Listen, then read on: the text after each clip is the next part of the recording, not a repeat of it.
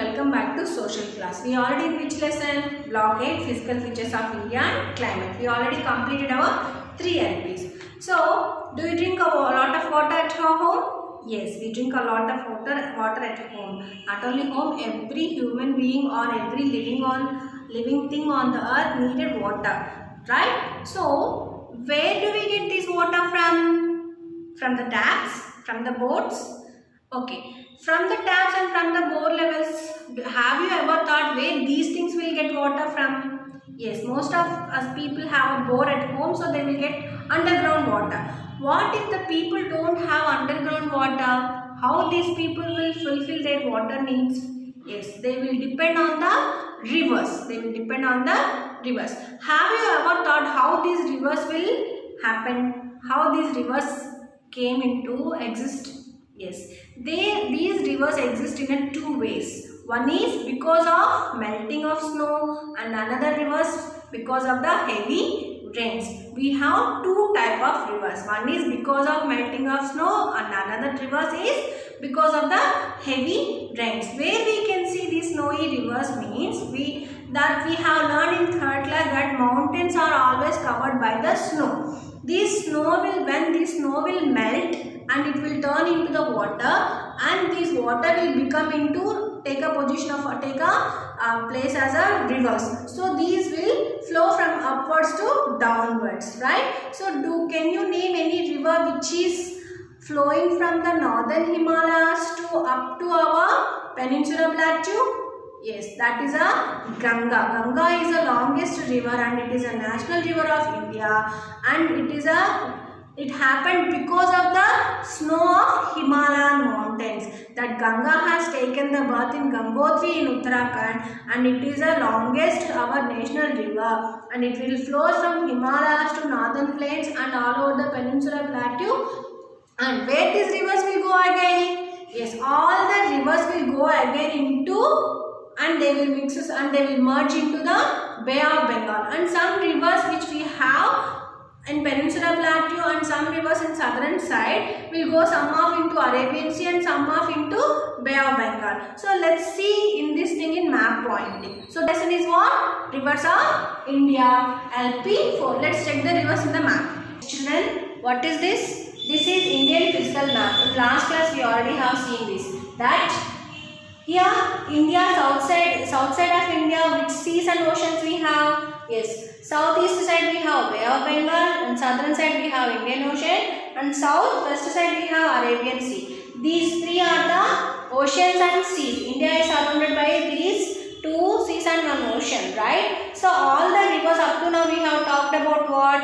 That rivers will merge into this Bay of Bengal or either Arabian Sea. Up to now what I have talked about? That we have talked about northern rivers. So let's see the originate places of each river of the northern side. Yes, what I have talked about Ganga, that Ganges is the longest river in India.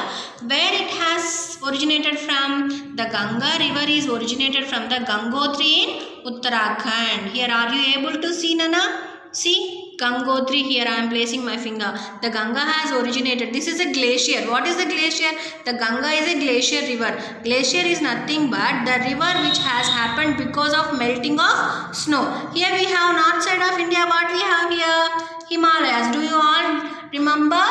Yes. The north side, the brown color indicates the mountain. So northern side of India, what we have? Himalayas. So Ganga, because of melting of snow, this Ganga has taken birth from the Himalayan mountains, which is the place Gangotri. And afterwards another river, what we have here? Yamuna. So you can see the clear places of birthplace, these two rivers, Gangotri and Yamunotri in Uttarakhand.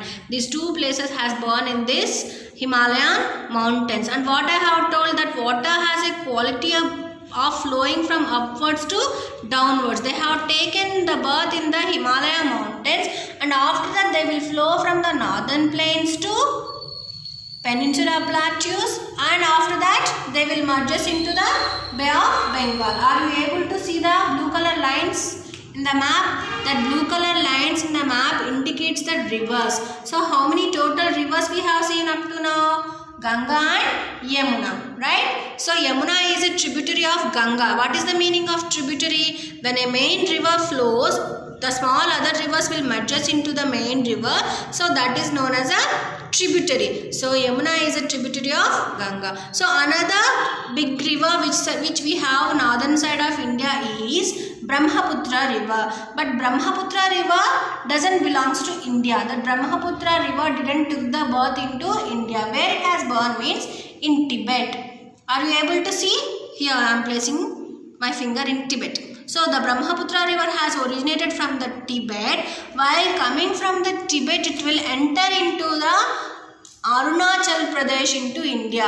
From Arunachal Pradesh to India, it will come, and in the Kolkata, in our India, West Bengal, Kolkata is there na. So there it will merge into the Ganga, and afterwards these two rivers will go and merge into the Bay of Bengal. So how many rivers up to now we have seen? That Ganga river from Gangotri and Yamuna river from Yamunotri, and from Tibet we have seen that Brahmaputra river. Now we will see the Peninsula Plateau rivers and the southern rivers. What is the point here we have to remember? That the northern rivers had taken the birth because of melting of snow. These are the glacier rivers. Do you all remember? Yes. Now we will see the rivers which starts from the Peninsula Plateau. After northern rivers, we have talked about the Peninsula Plateau rivers.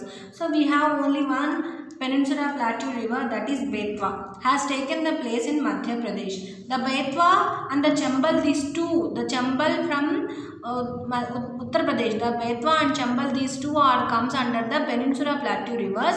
These two rivers will again mixes into the Yamuna river. And what I have told about Yamuna, Yamuna is a tributary of Ganga. So these two Peninsula Plateau rivers will again go into the Yamuna river, and again Yamuna river will mixes into the Ganga river, and Ganga will go into the Bay of Bengal. That means northern rivers and Peninsula Plateau rivers, these two rivers will again mixes into the Bay of Bengal. That means most of our rivers will go where, and they will merge into Bay of Bengal. Now we will move to the southern rivers.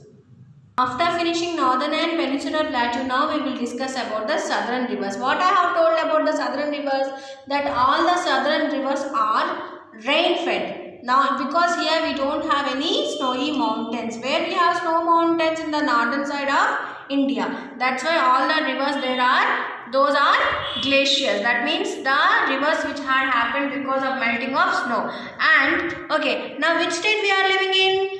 Telangana. So do you know any river which is famous in Telangana? Yes. Near Khammam, which river we have? Godavari. Where it is located? In Bhadrachalam. See, Bhadrachalam, here we have Godavari. Are you able to see? Yes. Here we have. Yes. The famous river in Bhadrachalam is Godavari, and Godavari is known as South Ganga. The Godavari also is famous as Ganga. How much it is famous in northern side. So where we can see in Bhadrachalam, but Bhadrachalam is the not original place of Godavari, where it has taken birth from. Godavari has originated from the Nasik in Maharashtra state. In Maharashtra we have Nasik, there it has taken birth. So from west to east it will flow, from Maharashtra to it will flow to the, from west to east, and it will ends in the Narsapur in Andhra Pradesh. That Bhadrachalam river is there na, that Godavari river is there na in Bhadrachalam. That will originated from Maharashtra in Nasik, and from west to east it will flow, and where it will ends in Andhra Pradesh we have Narsapur. There it will ends and it will merges into the Bay of Bengal. So another longest river which we have in southern side is Krishna river. Where it has again taken, Krishna river has again taken the Maharashtra state near Mahabaleshwara. Where it has taken the Krishna river? Yes, Maharashtra in the state of Maharashtra in Mahabaleshwara. This is also flows from the west to east, and it will also go into and merges into the Bay of Bengal. Another river is, here we have Kaveri. Where it has originated from Kaveri river means in Karnataka, Western Ghats. The Kaveri river has originated in Karnataka in Western Ghats and it will flows into the Arabian Sea. Okay, so up to now we haven't seen the northern rivers, Peninsular Plateau and the southern rivers. So let's discuss all the rivers on the board. Yes children, now everyone look at the board. Okay, are you able to see the full board? Yes? Okay. What are the northern rivers we have discussed about? Ganga, Yamuna, Brahmaputra. And these three rivers known as glaciers. What is the meaning of glaciers? The rivers which have taken the birth because of the melting of snow. That river known as glacier, right? Because of melting of snow, if any river will happen, that river will known as a glacier. So, because of the Himalaya snows, these rivers has originated. These rivers has taken the birth in mountains and they will flow from the northern mountains. Afterwards, they will enter into the northern plains. Afterwards, they will merge into the Bay of Bengal, right? So, these are the famous northern rivers which are located in the northern side of India. And afterwards, which rivers we have? Chambal and Betwa. Yes, this Chambal and Betwa has taken the birth into Peninsular Plateau, that is middle of the India. But these two rivers will known as a northern rivers only. Why? Because these Chambal and Betwa rivers mixes into the Yamuna. What I have told about the tributary, if any small river will joins into the main river, that small river is known as a tributaries of the main river, right? So this is how these two rivers will mixes into the Yamuna river and Yamuna will mixes into the Ganga. So Ganga will mixes into the Bay of Bengal. That's why even these two rivers has taken the birth into Peninsular Plateau, but they will called as a northern rivers only. And then Narmada and Tapi, these two rivers has taken the birth in the Madhya Pradesh. And these two rivers also will come under the Peninsular Plateau rivers. These two rivers have some speciality because Narmada and Tapi rivers has taken the birth in Madhya Pradesh. These rivers flow into opposite side of the northern rivers. That means northern rivers where they will merges in? They will merges in Bay of Bengal, that southeast side of India, right? But these two rivers, Narmada and Tapi, will flow opposite side of the Bay of Bengal. That means west side of India. Which sea we have here? The Arabian Sea. This Narmada and Tapi, these two rivers will flow into the Arabian Sea. And Tapi will join into the Arabian Sea. They might taken the birth from the Peninsular Plateau, but they will never go into the Bay of Bengal. Where they will go? Opposite side of the Bay of Bengal. That means they will merge into the Arabian Sea. And afterwards, what are the rivers we have talked about? Southern rivers of India. What are the famous southern rivers we have? Godavari, Krishna, Kaveri.